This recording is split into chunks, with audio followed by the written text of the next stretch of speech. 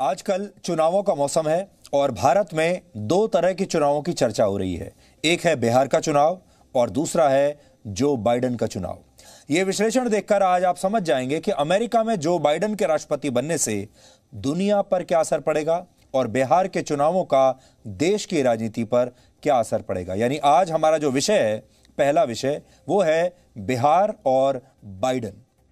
America के इतिहास में पहली बार किसी चुनाव में 16 करोड़ से ज्यादा लोगों ने वोट डाला है। इनमें से जो बाइडेन को 7.5 करोड़ से ज्यादा वोट मिले हैं, जबकि डोनाल्ड ट्रंप को करीब 7 करोड़ वोट मिले हैं। आप सोच सकते हैं कि मुकाबला कितना जबरदस्त था।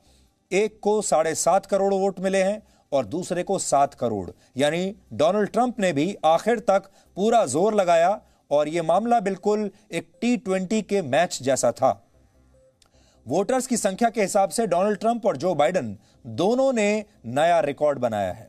लेकिन कल बिहार में कौन रिकॉर्ड बनाएगा, अब सब इसका इंतजार कर रहे हैं।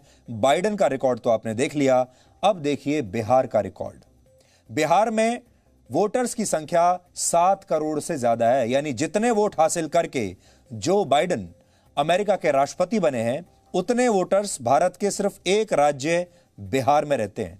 हालांकि अमेरिका में अब भी कुछ जगहों पर वोटों की गिनती जारी है, लेकिन 290 इलेक्टोरल वोट्स हासिल करके जो बाइडेन अमेरिका के निर्वाचित राष्ट्रपति बन गए हैं और अब वो अगले साल 20 जनवरी को अमेरिका के 46वें राष्ट्रपति के रूप में शपथ लेंगे। 77 वर्ष के जो बाइडेन का राजनीतिक करियर 5 दशक से ज्यादा पुराना है, यानी 50 साल से भी पुराना।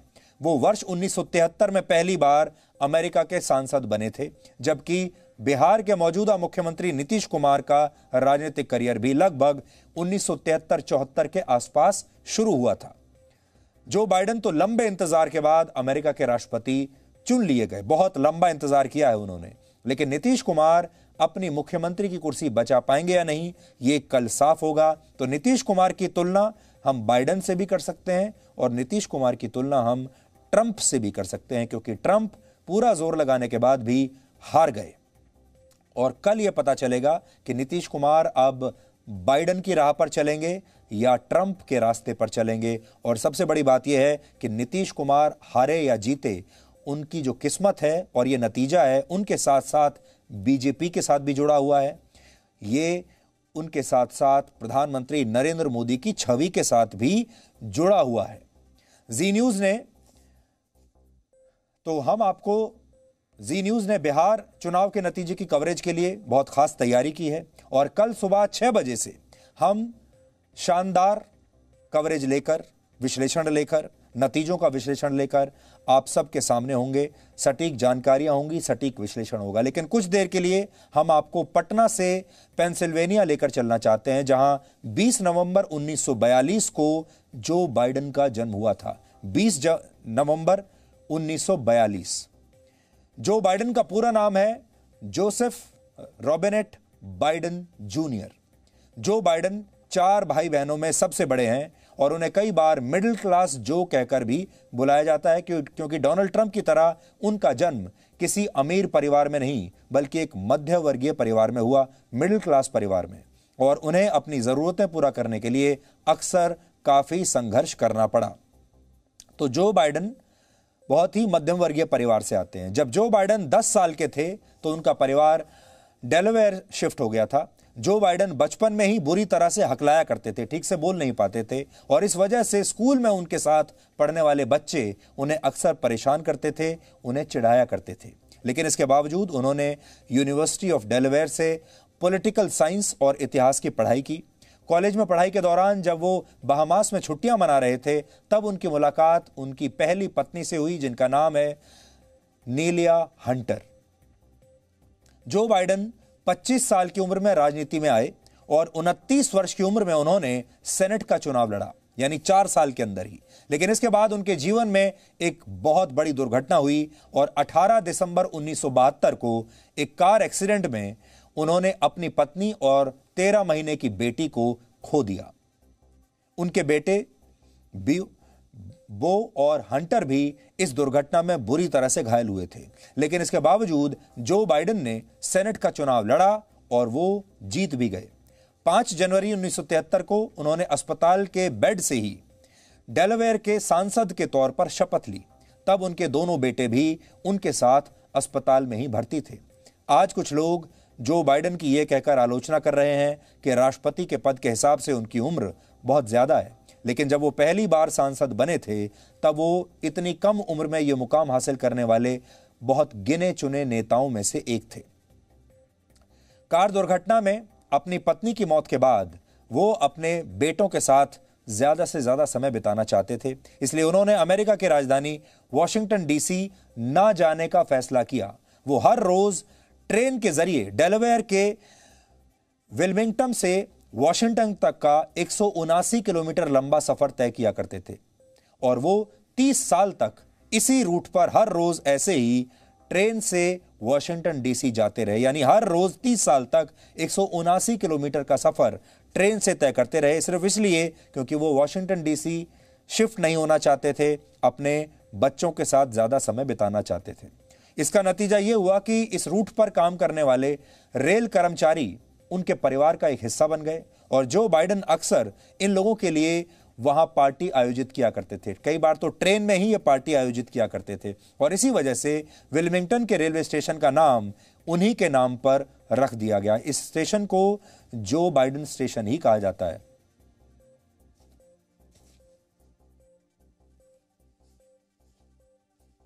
ये जो आपकी स्क्रीन पर एक बोर्ड हम आपको दिखा रहे हैं, ये देखिए, ये वही स्टेशन है Joseph R Biden Junior rail road station है और ये एमट्रैक, वहां पर एक ट्रेन है जिसे एमट्रैक ट्रेन कहा जाता है और एमट्रैक में उन्होंने 30 साल तक ऐसे ही सफर किया है।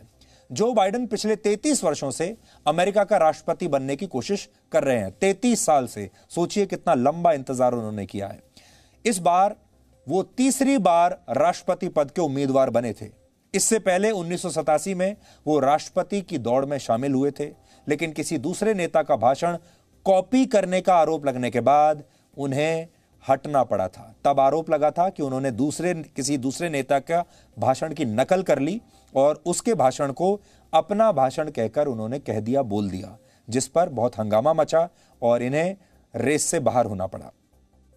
यह गंभीर आरोप है।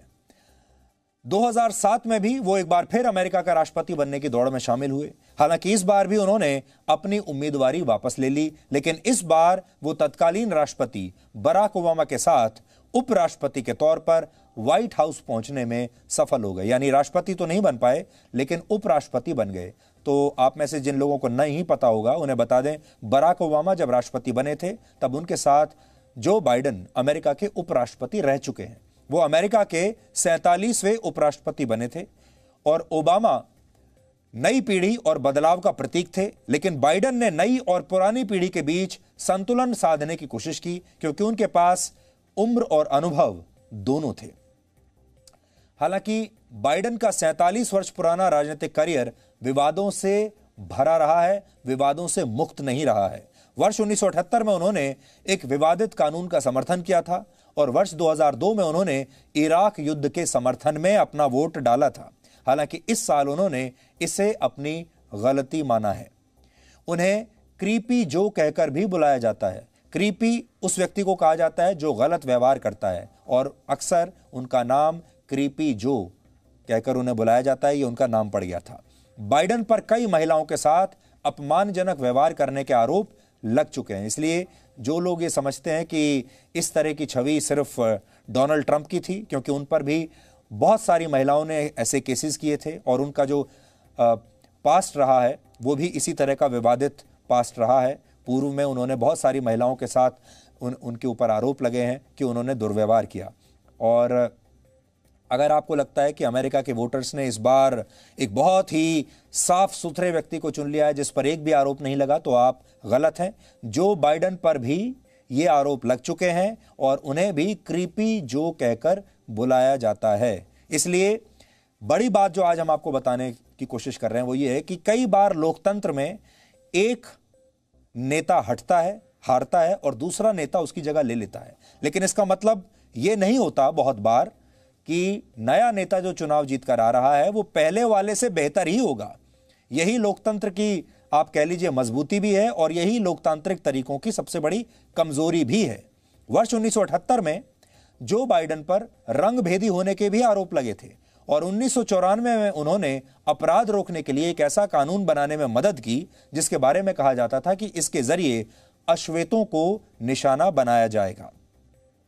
वर्ष 2015 में बाइडेन के बड़े बेटे की ब्रेन कैंसर से मौत हो गई थी और वो बाइडेन अमेरिकी राजनीति के बहुत उभरते हुए सितारे थे और माना जाता था कि शायद वो एक दिन अमेरिका के राष्ट्रपति भी बन सकते थे अगर उनकी मृत्यु ना हुई होती। उनके जीवन में जो भी हादसे हुए उनका जिक्र इस बार जो बाइडेन ने कई बार अपनी चुनावी रैलियों में किया है और ऐसा करके उन्होंने पिछले कई वर्षों में अपनी छवि एक अच्छे दिल वाले और परिवार को महत्व देने वाले एक मध्यम वर्गीय नेता के तौर पर बनाई। वो बार बार अपने भाषणों में इस दौरान उन्होंने इस तरह की मार्केटिंग अपनी की ताकि अमेरिका के लोगों को यह विश्वास हो जाए कि वो बहुत ही शरीफ किस्म के इंसान हैं। और अमेरिका में एक बात बहुत खास है, अमेरिका के वोटर्स हमेशा ऐसे नेताओं का सम्मान करते हैं जो पारिवारिक होते हैं, जो अपने परिवार को बहुत तवज्जो देते हैं और जिनका विवादों से कोई ज्यादा दूर दूर तक लेना देना ना हो। हालांकि डोनाल्ड ट्रंप इसके बहुत बड़े अपवाद हैं क्योंकि वो बहुत विवादित एक पर्सनैलिटी रहे और वो जीते भी। लेकिन इस बार जो बाइडेन ने बड़ी कोशिश की कि वो अपने आप को एक फैमिली मैन के तौर पर अमेरिका के वोटर्स के सामने पेश करें और इसमें काफी हद तक वो सफल भी हो गए क्योंकि वो चुनाव जीत गए और अमेरिका के वोटर्स ने भी ये दिखा दिया दुनिया को कि उनकी याददाश्त भी भारत के वोटर्स की तरह बहुत ही कमजोर है। वो बहुत जल्दी सारी बातों को, सारे मुद्दों को भूल जाते हैं।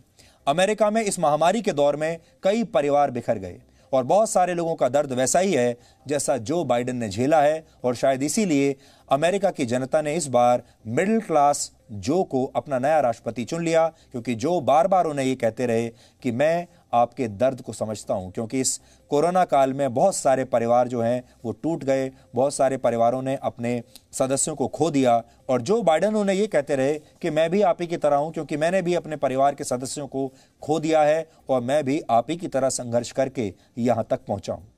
सो ये जो एक दर्द था, परिवार को खो देने का दर्द, ये एक बहुत बड़ा कनेक्ट बना अमेरिका के वोटर्स और जो बाइडेन के बीच। बाइडेन और ट्रंप को लेकर अब अमेरिका के लोग दो गुटों में बट गए हैं और ये दोनों गुट एक दूसरे पर बिल्कुल भी भरोसा नहीं करते। अमेरिका में हुई एक रिसर्च के मुताबिक बाइडेन को वोट देने वाले 76% लोग नस्लीय भेदभाव के मुद्दे को सबसे महत्वपूर्ण मानते हैं, लेकिन ट्रंप के सिर्फ 24% समर्थक इसे जरूरी मानते हैं। हिंसक अपराध के मुद्दे को ट्रंप के 74% वोटर्स जरूरी मानते हैं, जबकि बाइडेन के सिर्फ 46% वोटर्स इससे सहमत हैं। बाइडेन के 74% वोटर्स ये मानते हैं कि अमेरिका में अश्वेत लोगों के लिए मुश्किलें बहुत ज्यादा हैं, हालांकि ट्रंप के सिर्फ 9% वोटर्स इसे सही मानते हैं। अमेरिका में श्वेत और अश्वेत का भेदभाव बहुत ज्यादा है। बाइडेन के 59% वोटर्स के मुताबिक अमेरिका में श्वेत लोगों ने वहां के समाज में अपनी श्रेष्ठता का पूरा फायदा उठाया, हालांकि ट्रंप के सिर्फ 5% वोटर्स इसके साथ हैं। आपको याद होगा ब्लैक लाइव्स मैटर अभी चला था, बहुत बड़ा वहां पर आंदोलन चला था जो कि श्वेत और अश्वेतों के बीच वहां जो बहुत बड़ी खाई है उसको उसने एक बार फिर से उजागर किया दुनिया के सामने। अमेरिका का पूरा नाम the United states of America है। हालांकि वहां की जनता के इन विचारों को सुनकर आप समझ गए होंगे कि भौगोलिक तौर पर भले ही वो एक हों, लेकिन विचारों में वो पूरी तरह से बट चुके हैं और बहुत सारे लोग अब यूनाइटेड स्टेट्स ऑफ अमेरिका को डिवाइडेड स्टेट्स ऑफ अमेरिका कहकर भी बुलाने लगे हैं, क्योंकि अमेरिका ने पूरी दुनिया को यह बता दिया है कि वो यूनाइटेड स्टेट्स का अमेरिका नहीं है, वो डिवाइडेड स्टेट्स का अमेरिका है। वहां सब राज्य अलग अलग विचारधारा के हैं और अलग अलग दिशाओं में वो सोचते हैं। बाइडेन को अमेरिका के शहरों में पूरा समर्थन मिला, यानी जो शहरी वोटर हैं उन्होंने बाइडेन को चुना। यहां आप इसको समझने की कोशिश कीजिए, शहरी और ग्रामीण वोटर्स के बीच में जो बहुत बड़ा अंतर है अमेरिका की सोसाइटी में वो ये है। बाइडेन को मिले कुल वोटों में 63% वोटर्स शहरी वोटर थे। सोचिए 63% जो वोट मिले हैं बाइडेन को वो शहरों से मिले हैं और डोनाल्ड ट्रंप को शहरों में सिर्फ 36% वोट मिले हैं, यानी शहर के लोगों ने ट्रंप की बजाय बाइडेन को चुना।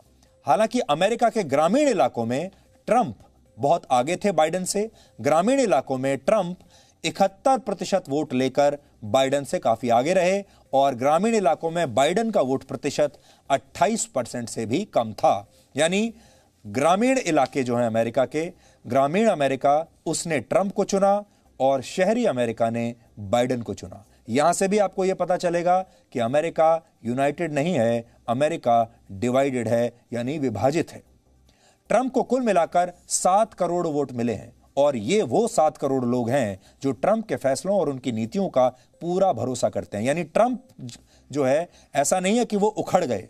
ट्रंप ने बहुत अच्छी फाइट दी और आखिर तक ट्रंप बहुत मजबूत रहे, इसीलिए 7 करोड़ वोट उन्हें मिले और इनकी वजह से ही ट्रंप को पिछले 4 वर्षों से लगातार 40% अप्रूवल रेटिंग मिल रही थी। यानी अमेरिका के 40% लोग ऐसे हैं जो हर कीमत पर ट्रंप को ही जिताना चाहते थे। आप इन्हें ट्रंप का लॉयल वोट बैंक भी कह सकते हैं।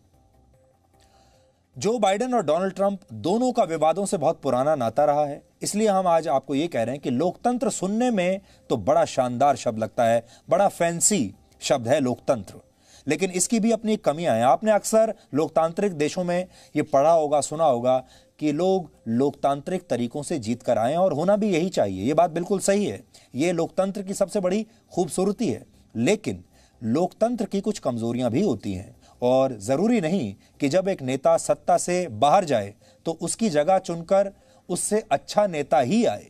जो बाइडेन की सबसे बड़ी बात सिर्फ इतनी ही थी, उनके जो पक्ष में जो सबसे बड़ी बात गई है वो ये थी कि वो ट्रंप नहीं थे। बहुत सारे लोग कहते हैं कि जो बाइडेन में कुछ खास नहीं था, कुछ नया नहीं था, सिर्फ जो सबसे बड़ा मुद्दा उन्हें ट्रंप से अलग बनाता था वो ये था कि वो ट्रंप नहीं थे।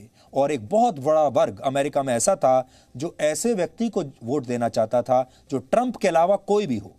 उनके लिए बदलाव बहुत जरूरी था। वो ये कहते थे कि ट्रंप के सामने कोई भी खड़ा हो जाए हम उसे वोट देंगे, जो व्यक्ति ट्रंप नहीं है हमारा वोट उसकी तरफ जाएगा।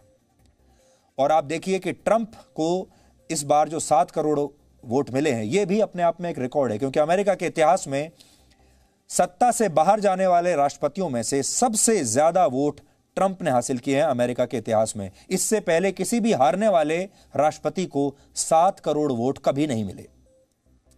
ट्रंप ने पिछले 2 दिनों में अपनी हार स्वीकार नहीं की है, मानने को तैयार नहीं है और लोग मजाक में कह रहे हैं कि ट्रंप हैं कि मानते नहीं। इन 2 दिनों में वो गोल्फ खेलने में व्यस्त हैं और उनका ऑफिशियल कैलेंडर बिल्कुल खाली है। यानी उनकी किसी के साथ कोई ना तो मीटिंग तय है ना ही उनकी कोई अपॉइंटमेंट है। अमेरिका की मीडिया रिपोर्ट्स के मुताबिक ट्रंप अब एक नया कैंपेन शुरू कर सकते हैं। यानी अमेरिका में चुनाव खत्म होने के बाद भी ट्रंप अब वहां पर लोगों के बीच जाएंगे और उन्हें यह बताएंगे कि चुनावों में बहुत बड़े स्तर पर धांधली हुई है और ये चुनाव रिग्ड हैं और वो इसके लिए कानूनी रास्ता भी अपनाएंगे। तो अब आप ये जानिए कि ट्रंप के पास अब क्या उपाय बचे हुए हैं, ट्रंप अब क्या कर सकते हैं, क्या उनके हाथ में कुछ है? तो ट्रंप चाहें तो वो अपनी हार मानकर इसकी घोषणा कर दें, ये उनके लिए सबसे अच्छा रहेगा, क्योंकि अमेरिका दुनिया का सबसे पुराना लोकतंत्र है और लोकतंत्र तो यही कहता है कि लोगों ने जब एक बार अपना फैसला सुना दिया तो उसका सम्मान करना चाहिए, उसके साथ उसका विरोध नहीं करना चाहिए, उसके साथ लड़ाई नहीं करनी चाहिए, उसे स्वीकार करें।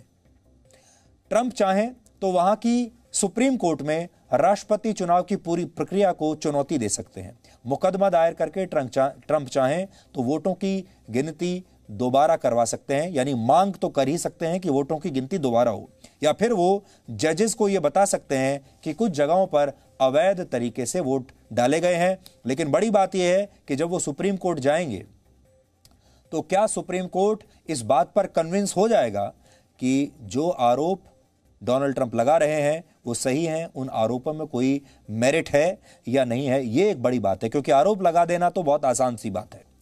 अमेरिका का चुनाव सिर्फ वहां के लोगों के लिए महत्वपूर्ण नहीं होता, बल्कि इस पर पूरी दुनिया की नजर रहती है, क्योंकि जब अमेरिका के नतीजे आते हैं तो लोग ये मानकर चलते हैं कि अब पूरी दुनिया में रीअलाइनमेंट होगा, अमेरिका अपनी नीतियों में बदलाव लाएगा, क्योंकि नया नेता आएगा, नया राष्ट्रपति आएगा। इजराइल के साथ कैसे संबंध होंगे, चीन के साथ कैसे संबंध होंगे, भारत के साथ, पाकिस्तान के साथ क्या संबंध होंगे, रशिया के साथ कैसे संबंध होंगे, ये सब कुछ इस पर निर्भर करेगा कि अमेरिका का राष्ट्रपति कौन है और उसकी विचारधारा क्या है, आतंकवाद पर उनकी विचारधारा क्या होगी। और जो हम भारतीय हैं, हम तो सबसे ज़्यादा इस बात पर ध्यान देते हैं कि भारतीयों को जो वहाँ नए मौके मिलते हैं, अवसर मिलते हैं अमेरिका में, उसको लेकर H1B वीज़ाज़ को लेकर किसी भी अमेरिकी सरकार की नई नीति क्या हो सकती है और भारत और अमेरिका के बीच जो संबंध हैं वो कैसे होंगे। लंबे समय तक अमेरिका को दुनिया की सबसे बड़ी शक्ति माना गया है, उसे दुनिया का नेता माना जाता रहा है और शायद ही कोई ऐसा बड़ा अंतर्राष्ट्रीय विवाद या मुद्दा हो जिसमें अमेरिका ने दखल न दिया हो। इसलिए अब सब ये जानना चाहते हैं कि जो बाइडेन के राष्ट्रपति बनने का दुनिया पर क्या असर पड़ेगा। अमेरिका के राष्ट्रपति डोनाल्ड ट्रंप ने नारा दिया था, मेक अमेरिका ग्रेट अगेन, लेकिन कुछ समय पहले जो बाइडेन ने एक मशहूर पत्रिका में एक लेख लिखा जिसका शीर्षक था why America must lead again, यानी क्यों अमेरिका को फिर से दुनिया का नेतृत्व करना चाहिए। 2008 में जब बराक ओबामा पहली बार राष्ट्रपति बने, उससे पहले अमेरिका पर पूरी दुनिया में दखल अंदाजी करने का आरोप लग रहा था कि वो हर जगह हर देश में जाकर दखल अंदाजी करता है।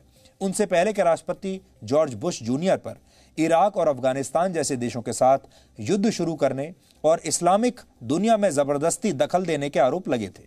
इसलिए जब ओबामा राष्ट्रपति बने तो अमेरिका ने इस दखलंदाजी को सीधे तौर पर कुछ कम तो किया, लेकिन पर्दे के पीछे से नियंत्रण राष्ट्रपति ओबामा और उपराष्ट्रपति जो बाइडेन के हाथों में ही था, यानी रिमोट कंट्रोल इन्होंने अपने हाथ में ही रखा। सिर्फ दुनिया को दिखाने के लिए ये कहते रहे कि हमारे पास रिमोट कंट्रोल नहीं है। लेकिन इसके बाद आए राष्ट्रपति डोनाल्ड ट्रंप। उन्होंने दुनिया की परवाह करना छोड़ दिया। उनको ये इस बात से कोई फर्क नहीं पड़ता था कि कौन उनके बारे में क्या राय रखता है, कौन उनके बारे में क्या लिख रहा है, और अमेरिका को फिर से महान बनाने के लालच में अपने देश को मोटे तौर पर उन्होंने दुनिया से अलग थलग कर लिया। और इसके लिए वो ये कहते थे कि वो एक नया रास्ता अपनाना चाहते हैं। उन्होंने कई अंतर्राष्ट्रीय संधियां तोड़ दी, कई ट्रीटीज तोड़ दी, कई अंतर्राष्ट्रीय संगठनों से अमेरिका को बाहर निकाल लिया और शरणार्थियों और प्रवासियों के लिए अमेरिका के दरवाजे लगभग बंद कर दिए। हालांकि अमेरिका के बहुत सारे जो लोकल लोग थे उन्हें इस बात की बड़ी खुशी भी थी कि अब उनकी नौकरियां बाहर से आने वाले प्रवासी नहीं छीन पाएंगे। लेकिन जो बाइडेन चाहते हैं कि अमेरिका एक बार फिर अंतर्राष्ट्रीय मुद्दों पर दुनिया का नेतृत्व करे। इसके लिए बाइडेन को भारत जैसे देशों को साथ लेकर चलना होगा और हो सकता है कि उनकी सरकार पहला काम यही करे कि वो संयुक्त राष्ट्र सुरक्षा परिषद में भारत की स्थायी सदस्यता का मुद्दा प्रमुखता से उठाएं। बाइडेन वर्ष 2008 में उपराष्ट्रपति बनने से पहले भारत के साथ मजबूत संबंधों के पक्षधर रहे हैं और अमेरिका की विदेश मामलों की कमेटी का चेयरमैन रहते हुए उन्होंने भारत के साथ संबंधों को लेकर एक विशेष रणनीति भी बनाई थी।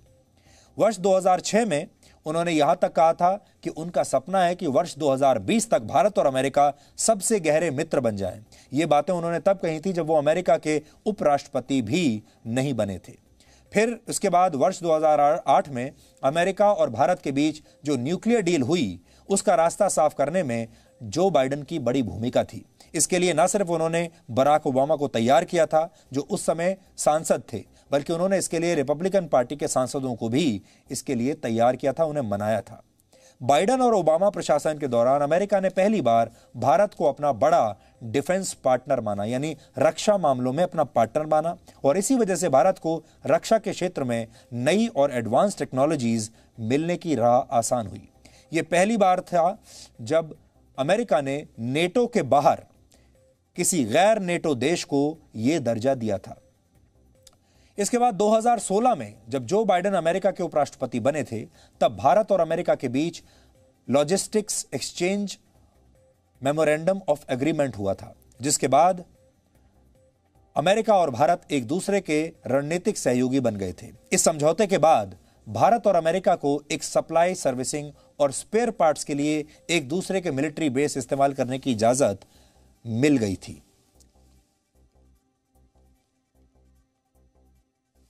आतंकवाद को लेकर भी बाइडेन का रवैया काफी सख्त माना जाता है और यह भारत के लिए अच्छी बात है। लेकिन चीन के मुद्दे पर बाइडेन ट्रंप की तरह मुखर होंगे या फिर वो चीन के साथ संभल कर चलेंगे, यह देखने के लिए हमें अभी थोड़ा सा इंतजार और करना पड़ेगा। डोनाल्ड ट्रंप चीन के साथ सीमा विवाद में खुलकर भारत का समर्थन करते हैं, लेकिन बाइडेन भी इतने ही पुरजोर तरीके से चीन को लेकर भारत का समर्थन करेंगे या विरोध करेंगे, ये अभी किसी को नहीं पता। इमिग्रेशन और H-1B वीजा के मुद्दे पर भी बाइडेन नर्म रुख अपना सकते हैं, डोनाल्ड ट्रंप के बजाय नर्म हो सकते हैं। ट्रंप के शासन के दौरान भारत के लोगों के लिए अमेरिका का वीजा हासिल करना और वहां की नागरिकता लेना बहुत मुश्किल हो गया था, लेकिन बाइडेन इस प्रक्रिया को फिर से आसान बना सकते हैं।